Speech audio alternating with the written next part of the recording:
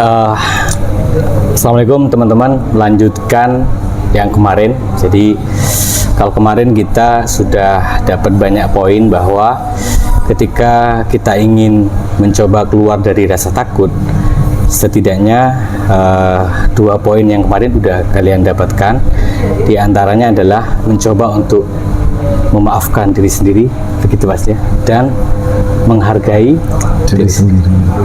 Nah, ada satu kutipan yang saya butuh penjelasan ulang dari jenengan Pak, soal aku saiki neng kene ngene gak apa-apa.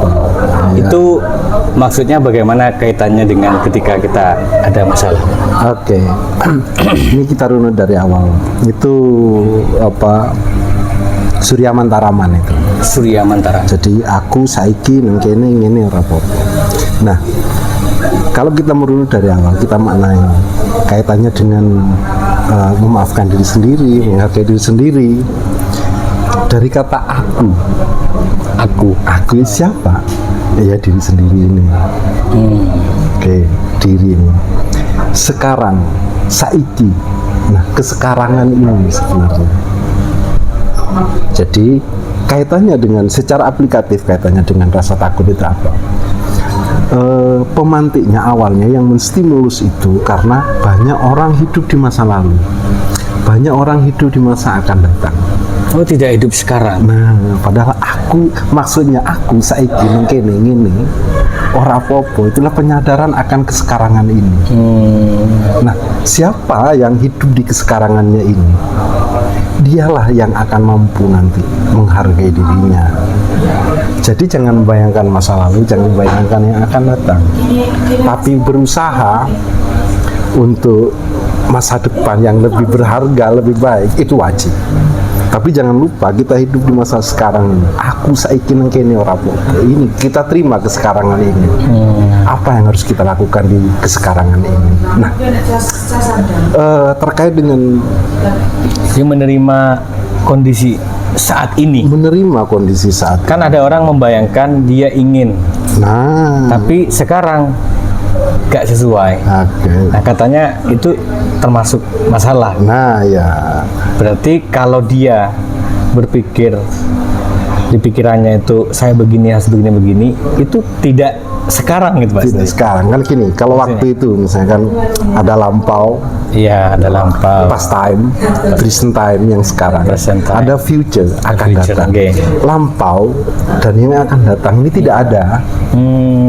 Walaupun kita bisa jadikan sesuatu peristiwa yang inspiratif bagi kita untuk memacu semangat kita, yang akan datang, yang future ini bisa kita buat semacam bentuk-bentuk afirmasi untuk menuju ke depan, itu nggak apa-apa. Tapi ingat bahwa yang lampau dan akan datang tidak ada, yang ada adalah sekarang. Iya. Terus ada yang menerjemahkan begini, kalau lampau itu adalah kodok, saya kehendak Tuhan yang belum terjadi. Nah, ketika future akan datang, yang akan datang, kalau lampau ini kodok, dan yang akan datang ini misteri kan Pak? Iya, maksudnya. Nah, nasib itu kalau lampau ini takdir gitu.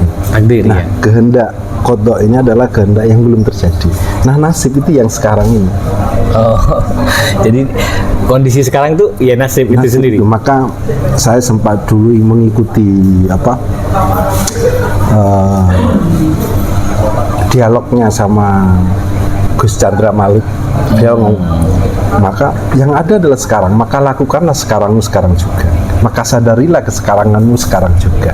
Nah, kesekarangan ini bergeser sepersekian sekon detik, itu sudah menjadi lampau, ini sudah menjadi takdir, dan ini tidak bisa dirubah. Nah, kaitannya dengan hidup di masa lampau.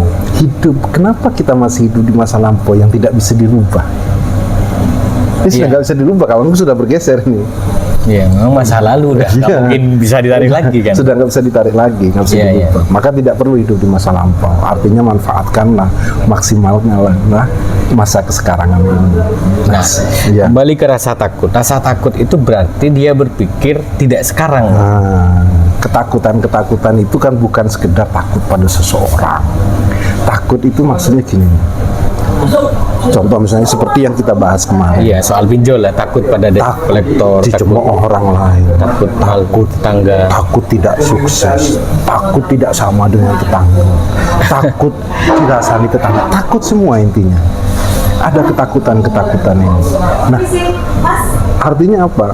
Orang yang menyadari kesekarangannya, dia akan mampu membaca dirinya nanti, dirinya yang sekarang ini. Disitulah kita akan mampu menghargai nanti. Maka sadarilah kesekarangan ini. Nah, bagaimana? Mungkin ada saran nggak dari jenengan, Nah. Pak Sindu? Cara aplikatifnya lah. Secara aplikatif ini, Ya. kalau pendekatan meditasi begini, yang selalu ada dalam kesekarangan kita apa sih pada diri kita ini? Masalah lah, katakanlah sekarang masalah pinjol. Contohnya kita menelusurinya pada diri kita misalnya. Kalau kita ngomong bahwa hidup itu adalah bukan yang tampak tapi yang tidak tampak. Iya. Nah, yang sekarang yang selalu aktif dalam kesekarangan kita itu kan tarik ulur nafas ini. Iya. Keluarnya nafas. Nah, ya ini yang sekarang ini. Di sini tempatnya. Nah, di sini makanya tarik ulur nafas dimanapun akan menyesuaikan dengan kondisinya itu di kesekarangan realita. Jadi kenyataan yang kita hadapi ini ya ini kesekarangan. Maka nggak perlu dihindari, ya sudah dihadapi aja. Tapi bagaimana menghadapinya dengan kesadaran penuh itu tadi. Jadi kalau kita menyadari ke sana, dampaknya apa nanti? Dampaknya ya biasa. Artinya biasa ini menyadari, bukan berarti yang dimaksud menyadari, bukan berarti membiarkannya. Kesadaran penuh itu bukan membiarkan, Tapi menerima apa yang sudah terjadi saat tapi ini. menyadari. Menyadari apa yang sudah Kalau membiarkan kita akan mengabaikan ikhtiar. Iya, betul. Sebagai orang yang hidup di kesekarangan ini tetap tidak mengabaikan ikhtiar, tapi menyadari bahwa kita tidak perlu hidup di masa lampau, kita tidak perlu hidup di masa yang akan datang. Karena hidup kita adalah sekarang ini, maka hiduplah di kesekarangan ini. Aku saiki nang kene ngene ora apa-apa. Menarik ini, Mas. Nah, itu maksudnya. Nah, Jadi, secara kalau kita sudah menyadari ke sini, nanti tidak ada ketakutan-ketakutan itu. Karena semua dibayangkan sudah akan diterima, gitu Pak ya. Kalau kita telusuri orang ketakutan-ketakutan itu orang yang hidup di obsesi. Oh, punya obsesi ya, betul. Obsesi. Kita hidup di sini. Obsesinya tinggi. Obsesi. Itu yang membuat kita menjadi gelisah. Iya. Nah, kalau kita nggak hidup di masa sekarang ini, pasti kita akan melupakan diri kita. Iya, betul. Jadi, Contoh misalnya, diri kita yang sekarang, kalau kita dulu pernah jaya misalnya, iya. Pernah jaya lah di masa lalu. masa lalu pernah jaya secara materi misalnya. Saya dulu begini. Terus kita akan membandingkan dengan yang dulu, padahal sekarang sudah tidak misalnya. Nah, pasti kalau kita membayangkan yang dulu, hidup di masa yang lalu, maka kita akan melupakan diri kita yang sekarang. Sehingga kita tidak akan mampu menghargai diri kita. Nah, tidak mampu menghargai diri kita itu sama dengan jahat pada diri kita. Dolim lah, bahasa kata lainnya Pak. Oleh karena itu, seperti kemarin kata, maafkanlah diri kita ini. Maafkan dulu. Gimana konfirmasinya Pak? Sampaikan gimana? Mas Fai. Nah, Mas Fai, bahkan sampai gini sambil Mas, bukan nama ya? sadari nafas itu, Mas Fai, aku maafkan kamu. Aku terima kamu apa adanya. Oh gitu. Aku mencintaimu apa adanya. Itu kalau bisa tiap hari ya Pak? Proses Tiap hari, latihan. bahkan kalau kita menyadari kesekarangan dengan tarik nafas itu, bukan setiap hari, setiap saat. Oh, setiap saat. Jadi karena bersama nafas itu, yang paling sekarang, yang paling otentik ini kan ya ini yang sekarang ini, dari nafas. Kita sedang podcast begini, Iya. kan ngobrol begini ini yang sekarang. Itu yang penting. Nah, Setelah melakukan itu, setelah saya Mas Fai, saya maafkan dirimu, saya bangga pada dirimu ya Pak. nah kalau yang saya alami itu ya, ketika saya sudah mengafirmasi seperti itu, langsung berubah. Oh, maksudnya energi itu terasa Pak ya? langsung berubah. Bahkan gini ya, misalnya kita sedang galau, kegalauan itu kita ajak dialog, kenapa kamu galau? Ini langsung berubah. Oh, kegalauan yang datang pada kita, anggap itu sebagai sesuatu Iya. yang harus kita bisa dialog lah. Maksudnya, Betul, itu kan itu kehadiran loh. oh iya, iya. Senang, susah, kegalauan yang tidak semestinya ada pada kita, mesti itu hadir. Ada kehadiran ini. Iya, iya. Nah, tergantung kalau dalam konteks meditasi, kehadiran ini kita anggap apa? Apakah akan kita anggap tamu yang memusuhi kita? Tapi kalau kita semua kehadiran itu adalah kita sikapi sebagai tamu yang bersahabat, adalah sahabat kita. Kalau itu adalah sahabat kita. Contoh menyadari apakah manusia itu tidak punya rasa takut? Semua manusia punya rasa takut. Iya, iya. Semua manusia punya rasa takut. Tapi kehadiran itu coba kita terima sebagai sahabat. Betul, betul. Oh ya, ini juga Pak Sindo. Ini tadi ada yang curhat di grup. Dia itu terjebak sama pinjol ilegal yang tidak taat pemerintah. Iya. Kemudian fotonya itu dikirim. Iya. Woi babi anjing. Langsung galau dia, dibilangin babi anjing, bayar lo hutang gitu. Iya. Itu bagaimana kalau Pak Sindu ketemu orang itu? Nah, cara memberikan apa namanya istilahnya supaya dia tidak terlalu inilah punya negatif dan kemana-mana lah pikirannya Pak. Kalau saya gini,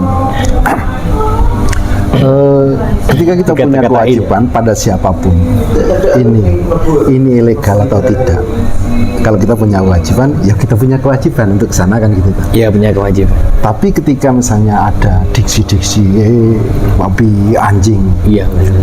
contoh, ketika kita menyadari diri kita menghargai diri kita, kenapa harus risau wong kita tidak seperti babi?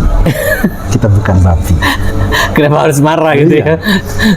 Anjing, kita bukan anjing. Manusia. Nah, bisa-bisa mereka yang mengatakan itu kan persepsi mereka. Kita enggak. Dan kita nggak perlu memaksa orang lain. Misalnya gini, katakanlah, misalnya kita orang baik. Misalnya ini lah. Amin, amin lah. Jangan harus Iya. yakin kalau kita orang baik ini Pak. Misalnya kita orang baik ini. Kalau orang mengatakan bahwa yang terbaca bagi orang lain kita ini Iya. adalah tidak baik. Katakanlah orang menganggap kita Jahat. babi, anjing, jahat. Kalau kita enggak, kenapa harus risau? Ngapain membuat Iya. itu sebagai masalah Pak ya? Kalau misalnya saya baik-baik saja, terus sampean bilang, oh anjing. Sebenarnya anjing itu siapa kalau kita enggak? Nah, dengan kesadaran kesekarangan itu, maka kita akan mampu menerima nanti. Menerima dan menghargai akhirnya juga ya. Itu kan memancing gini, apalagi yang terkait dengan itu ya, yang terkait dengan apa pinjol itu tadi. Iya, dengan pinjol. Kalau secara hukum itu kan ada dua yang saya paham, ada perdata, ada pidana. Ada bidangnya. Nah, dalam konteks perdata, kalau kita memang punya maksud yang baik, kita akan menyelesaikan itu semua. Kita akan membayar Nah, apa iya. yang menjadi kewajiban kita gitu. Kan hukum itu akan melindungi kita. Betul. Nah, ketika kita terpancing dengan hal-hal seperti itu, mas terjebak marah tiba-tiba nanti kita main fisik, kita beralih ke sana, sudah kita tidak bisa menghindar apa-apa. Baik Pak Sindu. Saya kira ini cukup bagus dan cukup menjawab lah maksudnya. Kalau ini lagi Pak, kalau kena tipu, Oke. kehadiran yang datang pada kita dan ada joki kalau dipinjol nih, saya ambil Iya. contoh joki, dia nipu malah. Dia inginnya berbuat baik pada kita, seolah-olah nawarin solusi, tapi ternyata nipu. Oke. Dan pasti sedih kan Pak Sindu. Itu gimana? Nah. Cara memaknai kehadiran penipuan itu? Oke, gini. Kalau sudah ada penipuan seperti itu, pasti kita larinya pada diri kita, nanti menyadarinya. Saya pendekatannya mesti pendekatan meditatif. Atau kalau terma yang lain itu bahasa spiritual. Kita berdoa. Kenapa sih kita yang membuat kita galau? Karena kita merasa memiliki. Iya, merasa memiliki. Karena kita merasa memiliki. Semua titipannya itu merasa kita miliki. Oh. Nah, bentuk cintanya itu kan sadarilah bahwa itu titipanku. Coba kita sadari bahwa yang mengambil itu sebenarnya aku lewat dia, karena cintaku padamu. Ini yang sudah terlanjur kesadaran di situ. Berarti kenapa kok diambil harus lewat penipu? Mungkin enggak dulu kita ada sesuatu pikiran kita yang sebenarnya tidak sebenarnya terjadi. Nah, biasanya kan gini, diambil semuanya. Nah, kalau kita sudah dalam kesadaran diri pada diri tadi, kita tidak akan kesana. Walaupun ada apa, diri itu akan ngomong bahwa itu bukan itu, kita bukan itu. Nah, kenapa kita perlu memaafkan diri, perlu menghargai diri kita? Iya. Kita terjebak kemanapun, bahkan kita tertipu oleh orang lain, itu biasanya kita terlalu abai pada diri, terlalu cuek pada diri kita. Biasanya sebelum terjadi apa-apa, diri kita itu berkata bahwa jangan itu. Iya, betul. Masuk. Diri kita itu pasti berkata itu. Masuk. Nah, karena kita selalu menjahati diri kita, mencuek pada diri kita, maka maafkanlah diri kita. Jadi sebetulnya cara mengambil hikmahnya itu kalau saat ditipu, ya berpikirnya bukan pada barang yang hilang. Iya. Tapi itu barang titipan, kita nggak punya apa-apa. Kita jangan sampai merasa memiliki supaya nggak terlalu sakit gitu, Pak. Betul, karena itu gini, kalau kita misalnya sudah ditipu, kita berpikir apakah akan balik atau kita akan membalas. Apa bedanya kita dengan mereka? Iya. Nah, yang membuat semakin banyak itu karena kita punya maksud yang kadang tidak kalah dengan mereka. Iya. Betul Mas. Kayak gitu. Kalau saya menyikapi ke sana yang sudah jelas. Karena ini sudah bergeser persekian detik, ini sudah tidak bisa dirubah. Iya, betul. Karena kalaupun juga nggak nerima misalnya, barang juga nggak balik juga kan, Pak? Nggak balik. Nah, sementara pikirannya malah tambah kacau kan, Pak? Baru kalau kita ini larikan ke yang di atas. Nah, itu beda lagi, Pak. Kita harus ke sana. Memang wajib, Pak. Terserah terma kita mau bilang yang di atas, mau kita sebut Tuhan panggilannya, atau kita yang semesta ini. Sudah, kita ke sana. Artinya apa? Apa yang terjadi pada kita kalau kita sadari itu yang terbaik bagi kita. Harapannya setelah itu mungkin kita tidak akan terjebak ke sana lagi. Masya Allah, geng. Berikutnya kita akan lebih sadar, kita akan lebih siaga. Iya. Dan kita akan terhindar dari penipuan-penipuan itu. Karena kita tahu penipu itu jahat. Kita tidak akan ke sana karena kita sadar bahwa ditipu juga enak.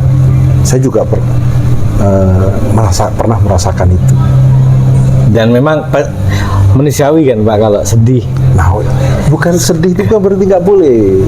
Oh, manusiawi kan, Pak. Maksudnya tiba-tiba mau sedih. Nggak apa-apa. Nikmati aja kesedihan itu ya. Kita bersyukur kita masih bisa sedih. Iya. Kalau misalnya, sebenarnya gini, kalau sudah disadari semua, kita sudah memaafkan diri kita bangga pada diri kita. Ya biarlah kalau waktu itu diri kita kepingin sedih, ya nggak apa-apa. Kalau diri kita pingin galau, sebenarnya nggak apa-apa juga. Nikmati aja. Iya. Nah, ketika menikmati, maka kita tidak akan terjebak. Walaupun takut itu ada pada diri manusia, tapi kita tidak boleh terjebak akan ketakutan-ketakutan itu. Karena apa? Khawatir, ya. Takut. Itu sebenarnya kita sedang berjarak dengan diri kita. Karena diri kita itu tidak pernah membuat kita khawatir. Baik. Nah, soal jarak ini menarik, Pak Sindu. Jadi ini saya ambil contoh aja, Pak. Jadi secara contoh begini, saat kita sudah galau karena masalah, katakanlah di sini pinjol, maka cara ngambil jarak diri kita sebetulnya itu bagaimana? Apakah melihat diri kita yang lalu yang salah, atau melihat yang sekarang apa bagaimana cara mengambil jaraknya? Cara berjaraknya kayak itu. Salah satu pintunya ada dialektika itu tadi. Contoh misalnya gini, masa lalu kita sudah terjebak pada keputusan yang salah, yang ditipu oleh orang atau seperti itu. Kena pinjol, sudah terjebak ke sana. Kita berjarak, apakah betul saya itu? Apakah betul kita itu? Jangan-jangan enggak. Jangan-jangan lingkungan, jangan-jangan obsesi, jangan-jangan ambisi. Yang itu bukan diri kita. Iya. Itu tujuannya ngambil jarak. Iya, itu berjarak. Itu bukan aku bukan itu. Oleh karena itu, alangkah baiknya kita maafkan diri kita ini. Memaafkan diri kita. Karena apa? Kita sudah memutuskan melakukan sesuatu yang sebenarnya bukan kita. Oke, kalau ini memaafkan orang lain bagaimana Pak? Kan sering kalau memaafkan orang lain itu sering ya kita dapat kata itu. Tapi kalau dari sini kan baru dari Pak Sindu itu. Gimana sampean menganggap? Secara otomatis gini nanti. Kalau kita sudah mampu memaafkan diri kita, akan mudah memaafkan orang lain.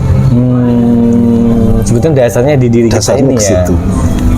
Kalau sudah memaafkan diri kita, nanti akan mudah memaafkan orang lain. Bahkan memaafkan orang yang nipu. Nah iya. Kenapa? Bisa-bisa penipu itu sebenarnya awalnya tidak bermaksud ke situ. Karena lingkungan, karena iklim, karena hidup di budaya yang seperti itu. Juga jangan dikira bahwa mereka tidak lebih terdesak daripada kita. Bisa jadi jauh lebih bermasalah. Mereka lebih terdesak daripada kita hingga menipu. Mas, kalau kita sikap secara bijak, kalanya sebenarnya masih lebih mending yang tertipu daripada yang menipu. Iya, bisa jadi begitu. Memang iya kayaknya Pak. Nah, kalau ada yang semacam ini Pak Sindu, ya Allah, ketika kita mengambil jarak dari diri kita yang lalu dengan yang sekarang, bisakah tanpa bantuan orang lain, misalnya tanpa ilmu, tanpa apa, kan tidak semua orang bisa memahami dialek ini loh Pak Sindu. Kalau secara mudah biasanya gini, apakah tanpa orang lain? Nggak bisa dong. Kita ini kan hidup bersama dengan orang lain, bersenyawa. Kalau kita dari kata nyawa, yang membuat kita hidup kan nyawa itu. Nyawa, iya. Saya dengan sampean ini bersenyawa. Kita dengan yang lain pun bersenyawa. Iya. Ada nyawa-nyawa yang sama ini. Apakah tidak butuh bantuan orang lain? Bukan. Kita butuh. Kita perlu berdialektika dengan orang lain. Enggak apa-apa. Enggak apa-apa kita berdialog, kita curhat-curhatan. Curhat itu apa? Kalau singkatnya kan curahan hati kan, gitu. Curahan hati. Yang dimaksud curhat ini kan bukan gosip tuh. Tapi kita mari ngobrol dari hati ke hati. Bahkan bisa diem aja gitu. Nah iya, ketika kita bisa dengan kata, misalnya saya dengan sama ngobrol dari hati ke hati, berarti sudah tidak ada tedeng aling-aling, tidak ada dusta di antara kita. Dan biasanya kalau saya ada pengakuan, masing-masing orang, manusia yang hidup itu butuh pengakuan dari kata aku. Butuh pengakuan bahwa aku orangnya baik, aku orangnya nggak punya hutang, aku orangnya kaya. Ada keakuan ini masing-masing orang. Nah, ketika misalnya saya dengan sampean tidak akan pernah bisa ngobrol lama kalau keakuan kita tidak diterima di sampean, keakuan sampean tidak diterima di saya, tidak akan bisa ngobrol lama. Berarti kalau apa yang saya omongkan diterima oleh sampean, berarti keakuan saya sudah diterima di situ. Nah, biasa ini. Ini yang dimaksud kita sampai ke sana ngobrol dari hati ke hati. Maka curhat itu nggak mesti kita maknai secara miring gitu ya. Tapi bagus kita ngobrol dari hati ke hati. Ada saatnya kita ngobrol dari hati ke hati. Istimewa ini Mas Sindu. Semoga ini menjadi reflektif. Iya. Ya tidak hanya teman-teman sebetulnya, saya juga harus melatih, mengkonfirmasi tiap hari apakah saya udah memaafkan di sini, apakah obsesi udah hilang apa dan segala macam gitu Pak Sindro. Iya, Mungkin terakhir ini Pak Sindro ya, terakhir kalau Pak Sindro sendiri di dalam proses meditasi itu sebetulnya tujuannya selain menyelesaikan masalah, itu apa Pak Sindro? Intinya menyadari. Bagaimana metodenya? Saya lewat nafas itu. Kita sadari. Narik ke dalam. Iya, kita sadari aja. Bisa kita menyengajakan meditasi itu ada. Menyadari itu mendengar maksudnya, nafas Iya. kita atau merasakan atau bagaimana? Menyadari itu begini. Menyadari itu sampai kausalitas relasionalitasnya. Jadi gini. Contoh misalnya nafas. Nafas itu siapa artinya? Baru kita memahami nafas. Nah, ketika pada kesadarannya ini sampai ke fungsinya, nilainya, sampai ke sana, maka kausalitas ini tidak sekedar satu sebab, satu akibat, tapi sekian kausalitas, sekian keterkaitan ini. Nah, kalau ngomong ke kausalitas, sekian kausalitas sebagai akibat, sekian keterkaitan, maka antara saya dan sampean tidak pernah tidak terkait. Kita dengan orang lain tidak pernah tidak Bukan terkait. yang sama yang nonton juga. Ya sama. Tidak ada yang tidak terkait secara kausalitas. Nah, kesadaran di sini yang dimaksud. Secara otomatis mereka yang menyadari nanti itu akan terhindar dari ketakutan. Terus nanti akan ada ketenangan. Ketenangan. Iya. Ketenangan itu bukan berarti tidak sedih loh ya. Ketenangan itu bukan berarti tidak susah. Karena susah, sedih pada manusia yang hidup itu pasti ada. Jadi ketenangan sebetulnya adalah Ketenangan itu ketika kita sedih, kita sadari betul nggak apa-apa, kita punya diri kita ini berhak untuk sedih. Kenapa kok kita ada hak diri kita untuk sedih, kok kita tidak memperbolehkan? iya. Diri kita itu berhak untuk sedih lalu menangis. Ya nggak apa-apa dong. Kenapa harus kita halang-halangi? Otomatis itu. Iya. Kalau misalnya contoh ketika secara meditatif tiba-tiba kita galau karena obsesi, karena pikiran yang ini. Coba kita berikan penghargaan pada diri kita. Wahai diri, misalnya Mas Fai, kamu sekarang galau, nggak apa-apa. Galau, punya pinjol. Saya berikan hakmu itu. Tapi biasanya kalau sudah ada dialektika seperti itu, tiba-tiba itu menghilang. Oh gitu ya. Galau itu. Mungkin Tuhan kasihan. Oh ini sudah sadar. Nah, ini kan itu kesadaran itu intinya. Luar biasa ini Pak Sindro. Alhamdulillah. Biasa di luar ini. Sebenarnya masih banyak teman-teman ya. Cuman saya kira kita perlu mempraktekkan ilmunya beliau ini. Jadi tiap hari mencoba mengkonfirmasi, terus menyadari diri. Jadi salah satu kesekarangan itu yang selalu otentik. Kesekarang itu adalah keluar masuknya nafas itu. Mungkin ada pesan Pak Sindro. Ya, teman-teman. kalau Punya masalah tuh, yang punya masalah. saya kutip yang awal-awal yang kemarin ya. Bagi teman-teman yang menganggap ini masalah, jangan kau usah risau. Kenapa? Karena life is a problem. Hidup ini adalah persoalan, adalah problematika. Maka kalau tidak ingin punya problem, ya nggak usah hidup. Mati aja.